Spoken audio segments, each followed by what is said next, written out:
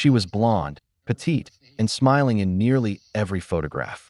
The kind of woman you'd imagine baking cookies for her kids in a spotless California kitchen or jogging through the pine-dotted trails of her quiet Shasta County neighborhood. Sherri Papini was, by all appearances, the model suburban wife. Married to a doting husband, Keith, with 2 young children and a white picket life in the sun-drenched town of Redding, California, her Instagram-worthy world looked pristine. But on November 2, 2016, that illusion shattered with a single phone call at 5:51 p.m. Keith Papini dialed 911. His voice was tense but controlled as he told dispatchers his wife hadn't picked up their children from daycare. Her phone was found abandoned on a remote trail, tangled in a pair of white earbuds. Sherri had gone jogging that morning and never returned. "I'm worried," he told the dispatcher. "This is not like her." By nightfall, the story gripped the town. By the next morning, it was national news that a beautiful blonde mother vanishing. In broad daylight. No signs of struggle. No witnesses. No clear motive. Sherri's disappearance seemed too clean, too sudden.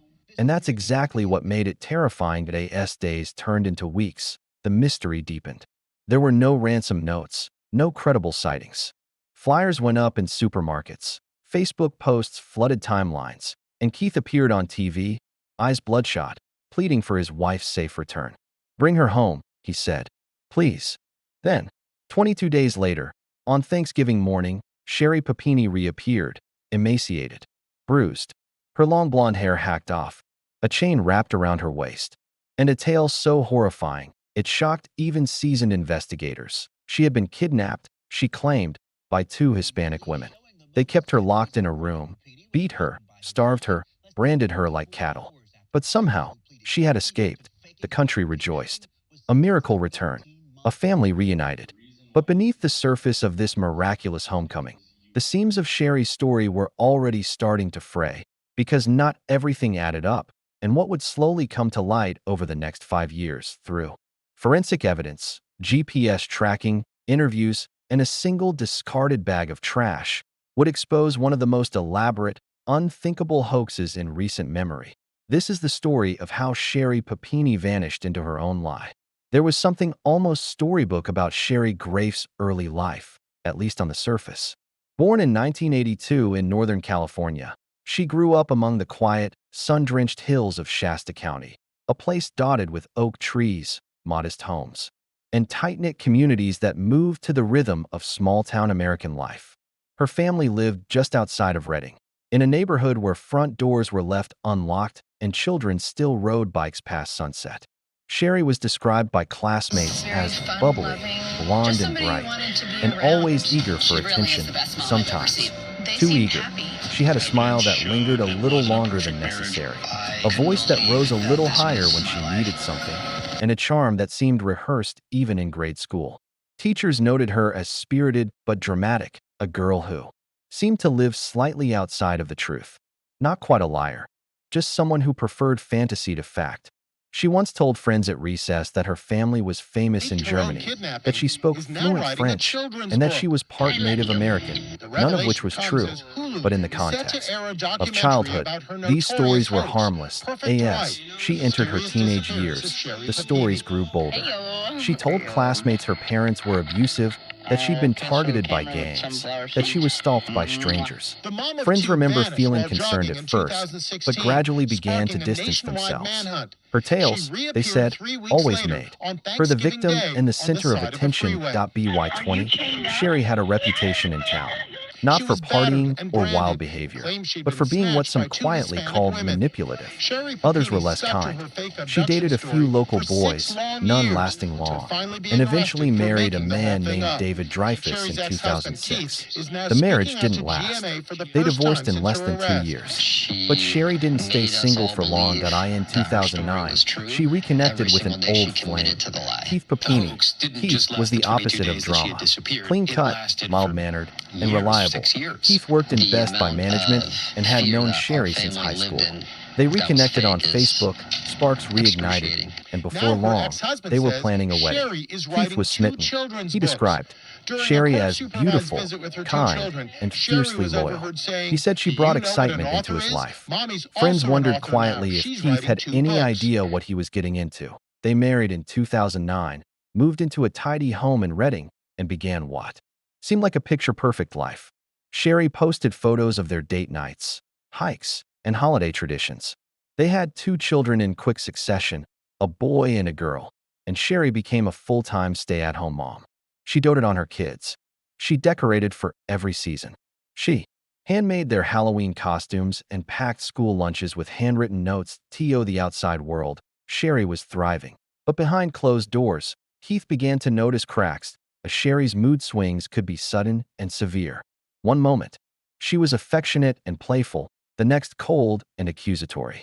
She claimed neighbors were spying on her. She believed her phone was tapped. She asked Keith if he thought people at church were talking about her. And she hated being alone, yet often pushed him away with icy silence or accusations of neglect if he worked late or missed a family event. Still, Keith loved her. He believed she was overwhelmed by motherhood, maybe struggling with postpartum anxiety. He reassured her. He worked harder to be present. He ignored the red flags, because that's what you do when you love someone and you believe the best in them.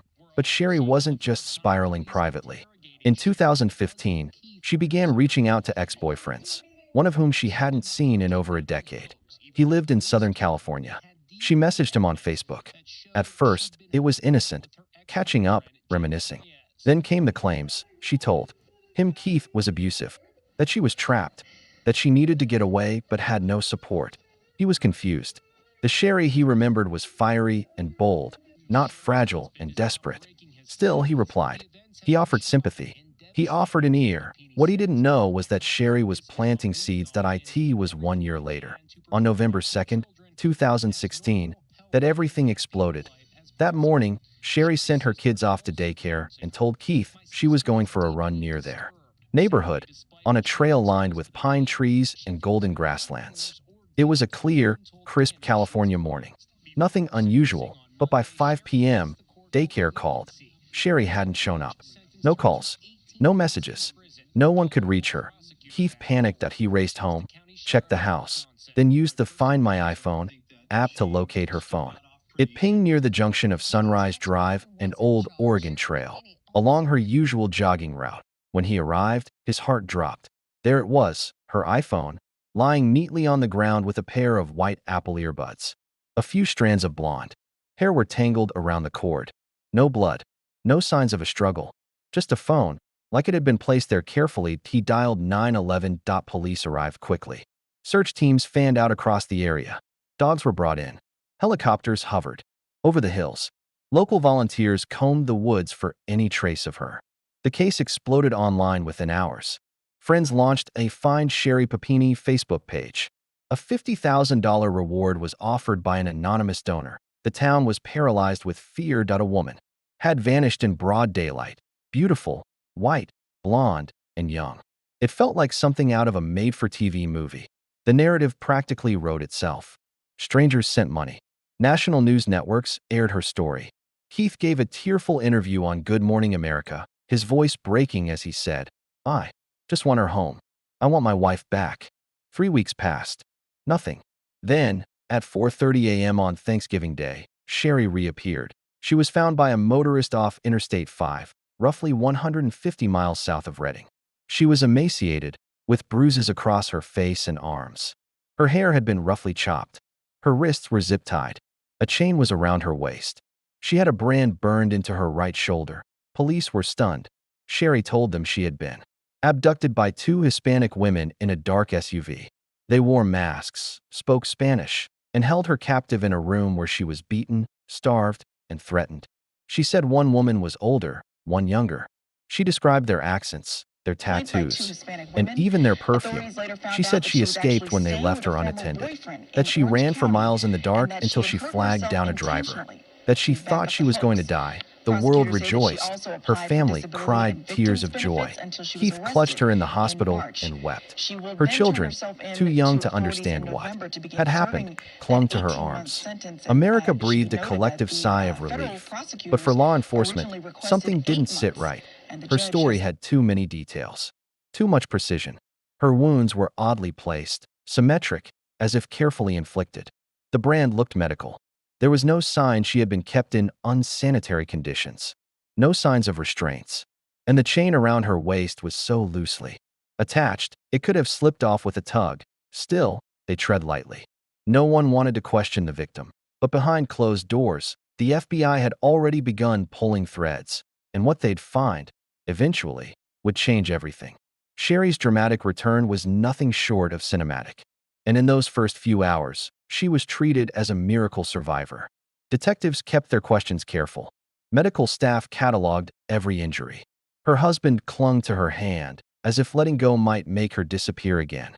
But even in the middle of that emotional storm, something kept nagging at investigators. The physical evidence wasn't matching the horror she described. Her bruises were real, but oddly distributed.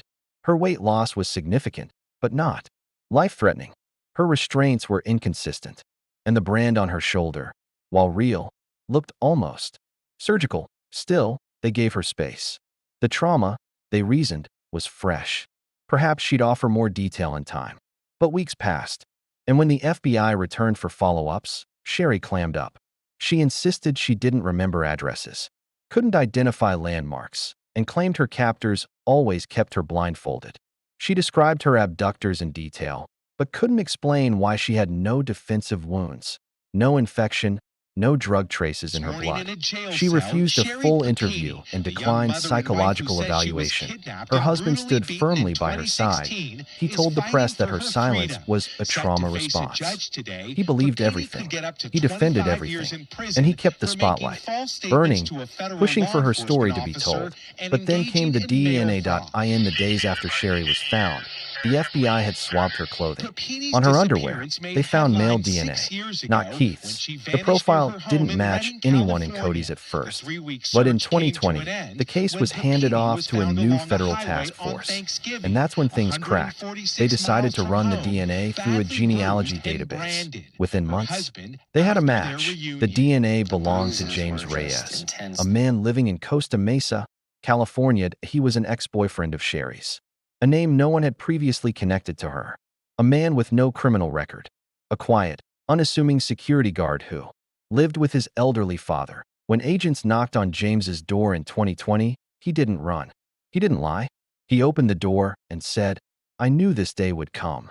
Inside his small, cluttered apartment, agents noticed a room in the back, bare, with a mattress on the floor, boarded-up windows, and a closet full of women's clothes and a broken chain. Reyes told them everything. Sherri, he said, had contacted him out of the blue in 2016.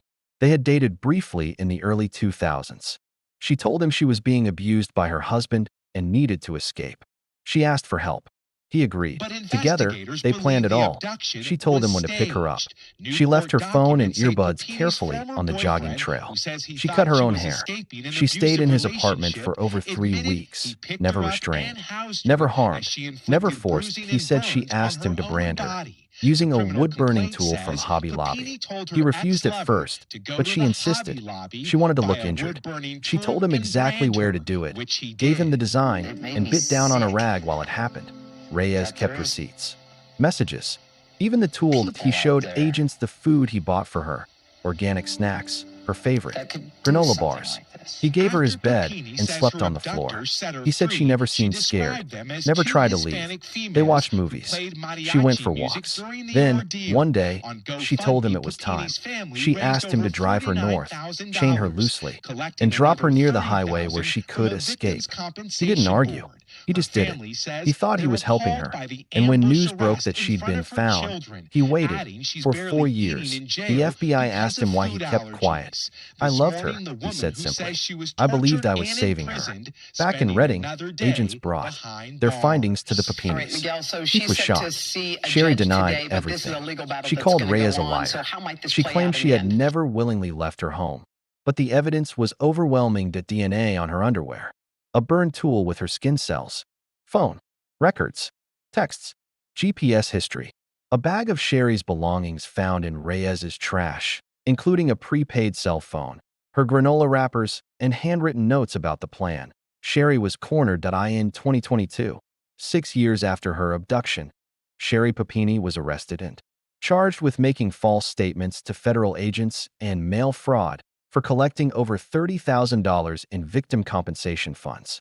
In handcuffs, she still insisted she was innocent. The courtroom was packed. Reporters lined the walls. Keith sat in the back, broken. He had filed for divorce the day after her arrest. In a tearful statement to the court, he said, "I believed her. I gave her everything. I was her biggest defender. And she made me live a lie." Sherri finally confessed in a plea deal. She admitted it had all been fabricated. She never explained why, not fully, but prosecutors painted a picture of a woman, addicted to attention, lost in her own web of manipulation. She was sentenced to 18 months in federal prison. Her children were left in Keith's custody. Her home was sold. Her name, once whispered with sympathy, was now synonymous with betrayal. What had started as a national mystery, a mother's vanishing, a family's nightmare, a miraculous return, ended not with closure, but with something far more disturbing, a lie so big it swallowed the truth whole. Prison bars were never part of the picture Sherri had imagined. She once saw herself as a kind of survivor icon, maybe even a speaker or an author someday. She fantasized about interviews on The View, book deals, and documentaries about the brave mother who escaped masked kidnappers. But now, the spotlight burned her instead of lit her up. After her arrest, the mugshot told a different story. Gone was the picture-perfect mom from social media. Instead, the world saw a woman hollowed by delusion, deception, and something much harder to name, compulsion. The prosecution had a clear, evidence-backed narrative. But psychologists wanted something deeper. What kind of woman fakes her own kidnapping, brands herself, abandons her children, and lies to an entire nation? For weeks, in the aftermath, court-appointed experts and analysts combed through her history. What emerged was a pattern, a chilling mosaic of manipulation stretching back years. She had fabricated stories about abuse in multiple relationships. She had lied to family, to friends, to law enforcement, even as a teen. One ex-boyfriend told investigators that Sherri once showed up with self-inflicted bruises, insisting she'd been beaten by a stranger, only to later admit she had done it to herself during a fight for attention. It wasn't just lies. It was choreographed suffering. Friends said she would insert herself into tragedies. If a friend was going through a breakup, Sherri's problems were always worse. If someone was hospitalized, Sherri would mysteriously fall ill. She had an uncanny ability to center herself in other people's pain. And Keith, her now ex-husband, had been her most tragic audience. He'd loved her without reservation, believed her even when her moods darkened. He organized vigils, printed flyers, sat for interviews where he wept openly, calling her the toughest woman he'd ever known. He looked like a hero. She looked like a miracle. They became a public fairy tale. But when the truth exploded in 2022, Keith shattered. In divorce filings, he wrote, "She has caused indescribable damage to me and our children. I don't know if we will ever trust again." And the children, still young, but old enough to remember, were left confused and scarred. They had believed their mother had been tortured. They had wept for her. They had prayed for her return. Then, one day, she was a liar. The betrayal wasn't just national. It was intimate, devastating. But why did she do it? That question haunted everyone, from federal agents to morning show hosts. Was it a craving for attention? An escape from a stagnant marriage? A romantic fantasy to reconnect with an old flame? The answer wasn't one reason. It was all of them.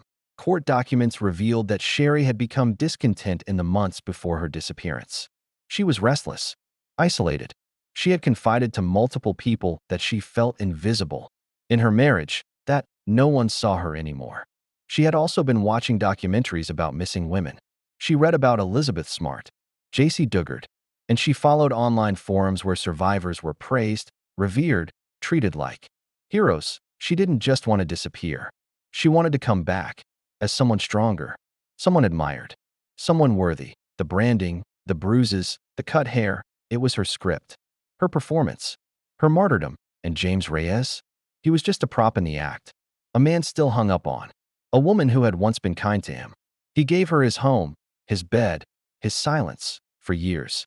All because she said she was in danger.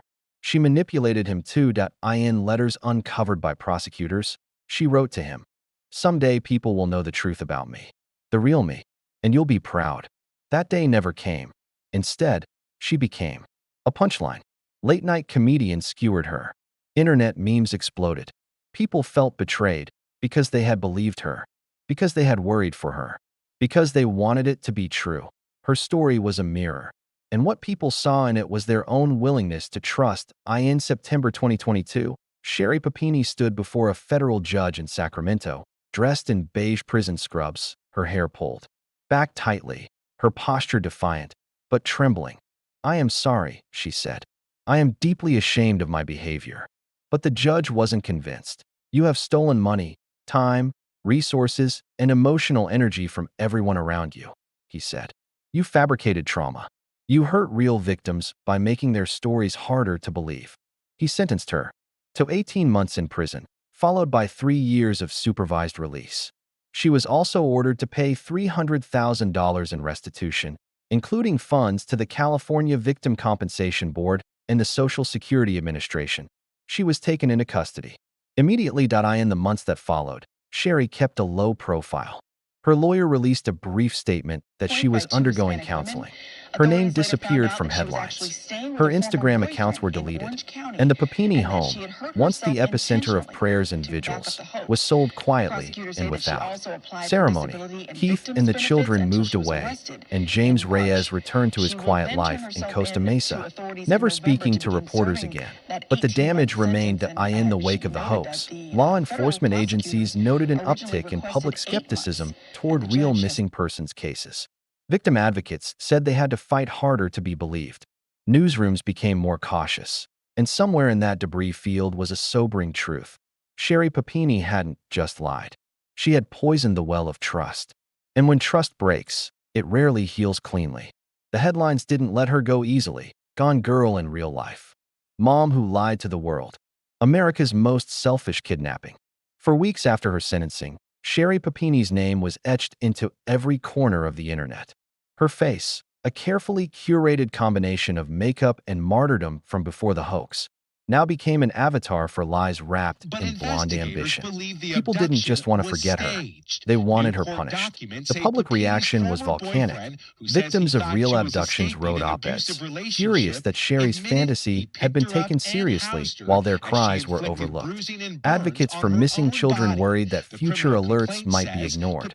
Reporters received hundreds of emails from citizens who had donated money to the Papini family during the search and now felt conned. One woman wrote, "I sent $100 to help bring her home. I cried when she was found. Now I feel like I was in some psychotic play I didn't audition for." Another added, "She spit on every woman who's fought to be believed." Even seasoned journalists admitted to being swept up in the emotion of her story. Her return on Thanksgiving morning, the vivid description of captors, the bruises, it had been perfectly scripted. And that's what made it so dangerous. This wasn't just a lie. It was a performance. Sherri hadn't faked her death or vanished. In fear, she'd manufactured pain, fear, and helplessness.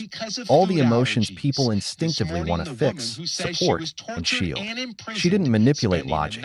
She manipulated compassion, and she did it so well that even law enforcement wanted to believe her. FBI agent John Thornburg, who later spoke about the case in a public safety conference, said, "She weaponized the instincts that make us human. We want to protect." She made herself look breakable, and that's how she broke everyone else. Meanwhile, Keith Papini was trying to rebuild in silence. After filing for divorce, he petitioned the court for full custody of the children and was granted it. He also filed civil motions to prevent Sherri from contacting the kids during her incarceration. In his filings, he said he believed continued interaction with their mother would be psychologically harmful, confusing, and destabilizing. He was no longer the trusting husband sobbing on national TV. He had become something else, a man shattered not by tragedy, but by deceit. And that, he admitted, was a harder wound to explain. For their 2 children, the trauma would take a different form. They had been told their mother was kidnapped. They had prayed for her safety. They had welcomed her back into their arms. And then, quietly, they were told she was going away again, not because she was taken, but because she had lied. The truth unraveled in their lives slowly, like wallpaper peeling in a childhood bedroom. Quiet, silent, devastating, Keith began attending family counseling. He stayed out of the press. He moved homes, changed the kids' schools, and tried to give them the one thing they hadn't had in years: stability. As for Sherri, prison life stripped her of the layers she had carefully crafted. She was no longer a symbol, no longer a martyr. In a beige uniform, with no makeup and a number in place of a name, she was just another inmate. In one of her early phone calls, obtained later by journalists through FOIA requests, she told her sister, "They look at me like I'm the devil, like I planned this to hurt people. I didn't. I didn't mean for it to go this far." But the world no longer accepted intent as an excuse. What mattered now was impact. And hers was enormous. The investigation had cost federal and local agencies hundreds of thousands of dollars. The public had raised reward money and donated to the family. Countless man-hours were spent chasing phantoms. Two Hispanic women with facial features Sherri had likely invented to play into biases she knew would be believed.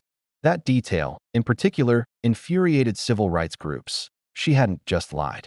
She had racialized her lie. And it worked.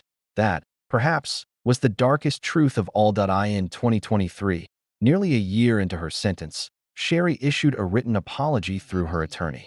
It was short, carefully worded. "I am deeply sorry for the pain I've caused to my family, my community, and to every real victim of violence. I have begun the long process of facing the damage I've done." But for most, it rang hollow. The lie had lived too long, and the cost had been too great. Sherri was eventually transferred to a low-security federal prison in Dublin, California, a facility often used for white-collar offenders and nonviolent female inmates. There, she kept mostly to herself. She participated in therapy. She worked in the prison laundry. Inmates said she was quiet, weirdly cheerful, and never brought up her case. But her name remained etched in the outside world. Not as a survivor, not as a mother, but as a cautionary tale. On the morning of her release in late 2023, there were no cameras, no reporters, no welcome home banners. Sherri Papini stepped out of the Federal Correctional Institution in Dublin alone, wearing oversized clothes and a look that had lost its performance polish. She didn't return to her hometown. Her family had gone silent. Her children were still with Keith. She was not embraced. She was avoided. For a woman who had once orchestrated an entire vanishing act to make the world pay attention, the silence was deafening. Sherri moved into transitional housing outside of San Jose and began her probationary period. She was required to check in with officers weekly, attend mandated therapy, find employment, and, by court order, avoid any monetization of her storied NO book deals. No film rights, no interviews for profit. She'd built a fairy tale lie, but the ending was stripped of glamour. There would be no Netflix dramatization, no Lifetime movie casting her as a misunderstood victim, just a long road back to reality, and no one waiting at the finish line. Keith never spoke to her again. His final public words about her were in a statement to the court. "She manipulated everyone around her, including our children. And that's something I will never forgive." He moved with the kids to another part of California, started over. Quietly, friends say he's still healing, still angry. But most of all, he's protective. He no longer trusts easily. But he shows up for every soccer practice, every school meeting, every bedtime story, because now he has to be both parents. As for James Reyes, the man who gave Sherri shelter and unknowingly became part of her fraud, he declined all interview requests. He remained in Costa Mesa, quiet, private, and somewhat pitted. The FBI never charged him. They said he was misled, manipulated, and used as a tool in a wider deception.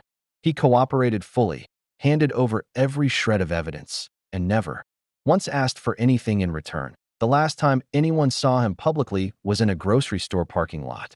Someone snapped a blurry photo. He looked older, tired, alone. His silence, in the end, was the most dignified thing about this entire story. Over the following months, true crime shows tried to dramatize the Papini case, but none could quite capture it. The lie was too naked, the betrayal too personal, The victims weren't just the Papini family, but an entire nation that had wanted to believe in miracles. And now, people were more cautious, less willing to donate, less eager to share a missing flyer, less sure that Sherri's hoax had done more than hurt those close to her. It weakened faith in others. And that, many said, was her worst crime. By 2024, she faded from public consciousness. Not completely, but enough. The tabloids moved on. Social media turned its attention to newer tragedies, fresher headlines. But in California, her name still meant something. Her story was still used in law enforcement training seminars, media ethics panels, and advocacy groups. As a warning. In the end, there was no redemption. No dramatic reunion. No final confession that explained everything. Just a quiet, crumbled myth. Sherri Papini didn't disappear because she was taken. She disappeared because she wanted to. And when she came back, the world saw her for what she really was. Not a survivor, not a victim, but a woman so desperate to be somebody, she destroyed everybody.